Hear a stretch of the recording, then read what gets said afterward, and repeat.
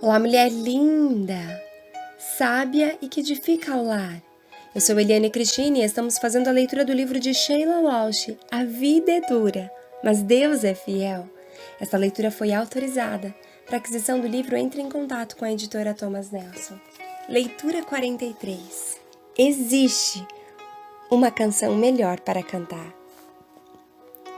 Pai, eu oro pela amiga que me ouve, que ela possa reconhecer que há uma canção de adoração para ser cantada por seus lábios, uma canção de gratidão, em meio às tempestades, que há uma canção de satisfação pelo cuidado do Senhor para com a sua vida e para com os seus, que ela possa reconhecer que em todo tempo o Senhor é bom e que o Senhor é bom em todo tempo. Eu oro por mulheres que precisam exercer gratidão no seu chamado contigo. Eu oro em nome de Jesus, amém.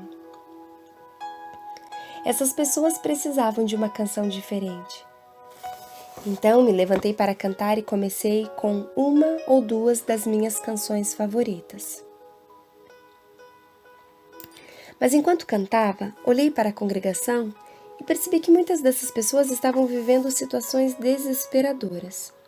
Essas pessoas viviam na dura realidade da vida em uma das áreas mais pobres de Nova York. Estavam acostumadas a todo tipo de abuso e sofrimento, frio, pobreza, falta de comida e até mesmo violência. Antes do culto, Jim me contara que muitas das mulheres sentadas ali ficariam ainda muito tempo na igreja após o culto porque sabiam que apanhariam de seus maridos bêbados no momento que voltassem para casa. Quando olhei para aqueles rostos, percebi que minhas canções não estavam alcançando essas mulheres. Eram lindas e suas palavras eram boas, mas não tinham nada a ver com a situação dessas pessoas. Parei no meio da minha apresentação. Eu me virei e disse para alguém no palco: "Você tem um inário?" A pessoa me deu um velho inário e rapidamente encontrei o hino "Sou Feliz". Então voltei-me novamente para o público e cantei: "Quando a paz cruza meu caminho, como um riacho, quando a tristeza me inunda como o mar, qualquer que seja a minha sorte, tu me ensinastes a dizer, tudo está bem com a minha alma." Quando as palavras lindas desse hino alcançaram os ouvidos da plateia, vi como em toda a igreja as mãos começaram a se levantar em adoração. Algumas pessoas caíram de joelho, lágrimas escorriam pelos seus rostos. Esse hino, escrito por um homem que perdeu 4 filhas e todos os seus bens em um terrível naufrágio, nos lembrou novamente de que não importa a situação em que estamos, não importa por que passamos, não importa o que muda ou não muda, sempre existe ainda uma grande verdade ao qual todo o povo de Deus pode se agarrar. Mesmo na escuridão e na desilusão, mesmo quando nossos sonhos são destruídos, podemos cantar: tudo está bem com a minha alma.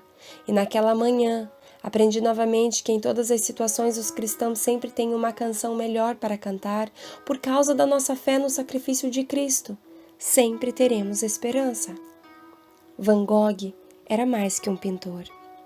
Um dos meus personagens favoritos do mundo da arte é o pintor Vicente Van Gogh, cuja vida foi representada no romance Desejo pela Vida, de Yves Stone, e que foi adaptado para o cinema com Kirk Douglas. Se você leu o livro ou viu o filme, sabe que Van Gogh foi muito mais do que um pintor que se transformou em um homem atormentado e incapaz de viver no mundo real. Cedo em sua vida, ele era um evangelista, e sua organização missionária o enviou para uma região na Bélgica, onde os minerados viviam em pobreza desesperadora. Van Gogh recebeu uma linda casa, mas quando viu as cabanas em que viviam os mineradores, ele não conseguiu viver em seus aposentos muito melhores. Provavelmente disse a si mesmo: se eu quiser alcançá-los, preciso viver como se fosse um deles. E assim, mudou-se para uma cabana horrível, vestiu nada além de um pano de saco e começou a organizar reuniões. Aos poucos, as pessoas começaram a vir para suas reuniões e durante 6 meses ele teve um grande impacto sobre as pessoas daquela região. Infelizmente, o presidente de sua missão veio visitá-lo. Quando viu como Van Gogh estava vivendo, como um homem pobre e desprezado, o homem ficou tão enojado com ele que o demitiu. Van Gogh teve que deixar o povo que estava tentando ajudar, mas as pessoas nunca se esqueceram de seus sermões, que incluíam afirmações como: para aqueles que creem em Jesus, não existe sofrimento que não esteja misturado com esperança. E Van Gogh também disse: uma crença antiga e boa afirma que somos forasteiros na terra, no entanto não estamos sozinhos, pois nosso Pai está conosco. Por fim, nossos olhos devem ver apenas Ele. O Salmo 139 é uma das minhas passagens favoritas porque descreve lindamente como o Senhor está sempre conosco. A cada momento do dia e da noite, toda vez que leio isso, minha esperança é fortalecida.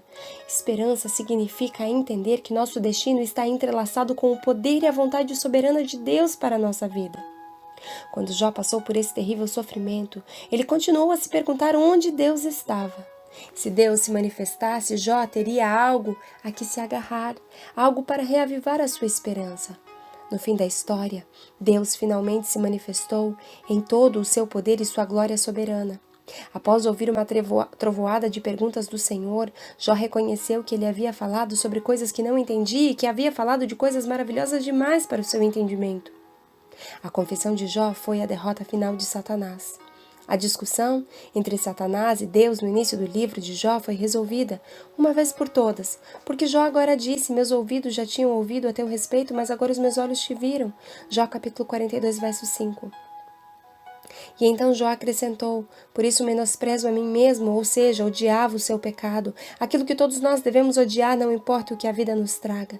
Nas palavras de Jó, eu me arrependo no pó e na cinza. Jó capítulo 42, versículo de número 6. Jó nunca recebeu uma resposta para sua primeira pergunta. Por quê? Mesmo assim bastava. Até mesmo em sua dor, Jó encontrou uma canção melhor para cantar, porque agora havia adquirido uma nova compreensão do fato de que sua única esperança estava em Deus. Partindo ao meio, ele se tornou completo. Quando penso nas pessoas que Deus trouxe à minha vida no meio de minhas viagens ou em minhas conversas do de coração para coração, lembro-me um pouco dos corredores da fama da fé. Dos corredores da fama da fé, no capítulo 11 na carta aos Hebreus.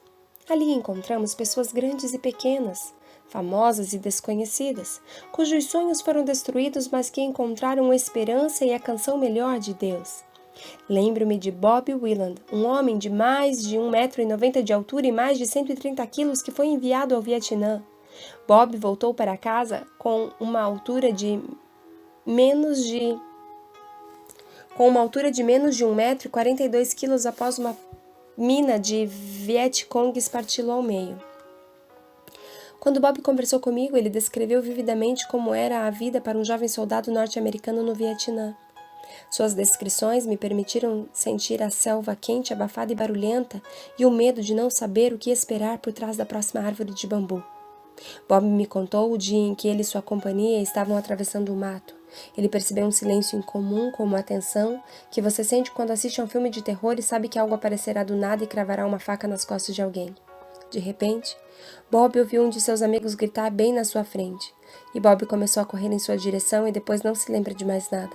Ele pisou numa mina que poderia ter destruído um tanque. Seu tronco foi lançado em uma direção e suas pernas em outra. Após a batalha, Bob ficou deitado em solo vietnamita durante 5 dias. Quando finalmente o encontraram, tinham certeza de que estava morto, mas estavam enganados. Tinha perdido suas pernas, mas continuava vivo. Ele lembra como acordou e pensou: bem, Senhor, tentaram acabar comigo aqui, mas continuo vivo. Então o que queres que eu faça? Qual o propósito que tens para a minha vida? Um atleta nato, Bob planejava seguir uma carreira no beisebol profissional. Agora percebeu que esse sonho tinha acabado. Mesmo assim, decidiu não perder a esperança. Ele tentaria fazer outra coisa. Tornou-se levantador de peso e treinou todos os dias. Finalmente começou a competir e decidiu realizar seu novo sonho de estabelecer um novo recorde mundial. Uau, glória a Deus! O Senhor é aquele que realiza sonhos. O Senhor é aquele que nos dá um novo destino. O Senhor é aquele que muda o caos das nossas vidas e nos leva a um novo patamar de esperança. De fato, a vida do cristão é viver de glória em glória, de alegria em alegria, por mais que as circunstâncias sejam adversas. No Senhor temos a alegria.